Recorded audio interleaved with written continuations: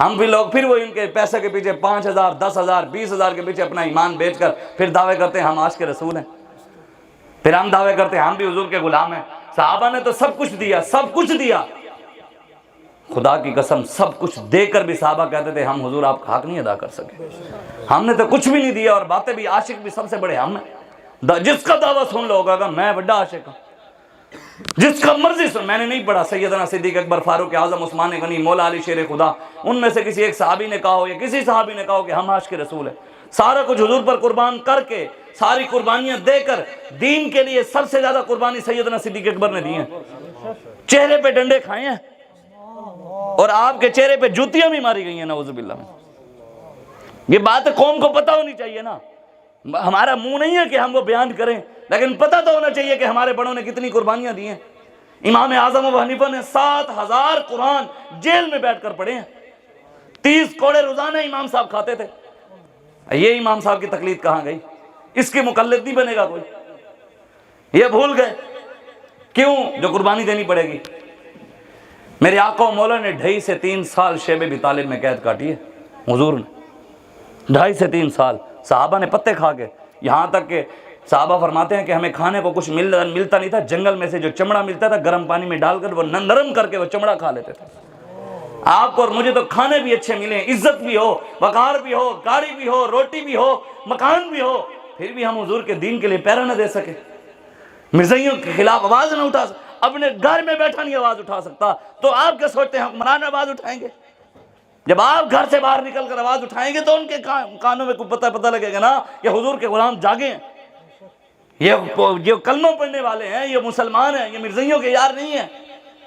مرزائیوں کے ساتھ لوگوں کے تعلقات ہوتے ہیں، ان کے ساتھ اٹھنا بیٹھنا کھانا پینا، ان کے ساتھ لین دین، ان کو دکان پہ آنا جانا، یہ سب کچھ عام ہے، کسی کو پتہ ہی نہیں۔ ہمارے بزرگوں نے لکھا ہے، اعلیٰ حضرت بریلوی نے، مرزائیوں کے کفر میں شک کرنے والا بھی کافر ہے، شک کرنے والا۔ اور حضور فیض ملت فیض مت ویسی رحمت اللہ علیہ نے فرمایا جو مرزائیوں کے کفر میں شک کرے وہ تو کافر ہے، جو اس شک کرنے والے کو کافر نہ سمجھے وہ بھی کافر ہے۔ اتنا اہم مسئلہ ہے، پورے ایمان اور اسلام کی بنیاد ختم نبوت پہ کھڑی ہے۔ ساری زندگی جو میرے آقا و مولا ظاہری حیات حضور ظاہری دنیا میں تشریف فرماتے، 100 جنگیں ہوئی ہیں، 74، اور بابا جی فرماتے تھے چھوٹی موٹی ملا کے 100 جنگیں بنتی ہیں۔ 100 جنگوں کے اندر صحابہ شہید ہوئے ہیں 259 259 صحابہ شہید ہوئے ہیں، اور ایک جنگ نبی کی ختم نبوت کے لیے ہوئی ہے، اس میں 1200 صحابہ شہید ہوئے تھے، جو ایک ختم نبوت کے لیے ہوئی ہے۔ پیر سید میر علی شاہ صاحب ملتان شریف جانے لگے نا،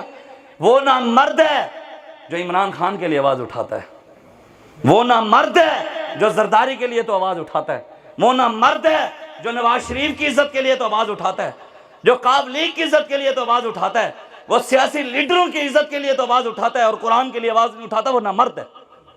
مرد وہ ہے جو قرآن کی عزت کے لیے آواز اٹھائے، مرد وہ ہے جو رسول اللہ کی عزت اور ناموس پر پہرا دے، مرد وہ ہے جو ختم نبوت کی بات کرے۔ پیر سید میر علی شاہ صاحب ملتان شریف جانے لگے، ملتان میں ایک عورت رہتی تھی، مجذوبہ عورت، اب اس کو ہوش آواز نہیں تھا، آپ کو پتہ ہے مجذوبوں کو کوئی نہیں پتہ دنیا، اب وہ ملتان کے اندر ننگی رہتی تھی، کپڑے نہیں پہنتی تھی۔ پیر سید میر علی شاہ صاحب ابھی ملتان انٹر نہیں ہوئے، داخل نہیں ہوئے، پیر صاحب ابھی دور ہیں، جب آپ قریب پہنچے نا تو اس عورت نے ملتان شریف میں آواز لگا دی، اس نے کہا کپڑے دو کپڑے دو کپڑے دو مجھے۔ لوگوں نے کہا آج تک تو نے کپڑے نہیں پہنے، اب تجھے کپڑوں کو کیسے ہوش آ گیا؟ اس نے کہا آج ملتان میں ایک مرد آ رہا ہے، مرد آ رہا ہے، مرد وہ جو نبی کی ختم نبوت کا پہرے دار تھا۔ آئین جوان مرداں حق گوئی و بے باکی، اللہ کے شیروں کو آتی نہیں